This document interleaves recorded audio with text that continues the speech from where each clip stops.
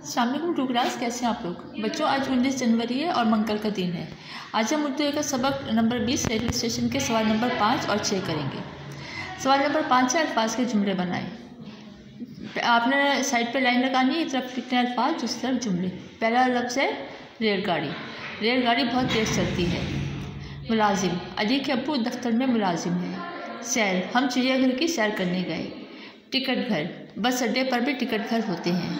मुसाफिर, station पर मुसाफिर गाड़ी का इंतज़ार कर रहे थे।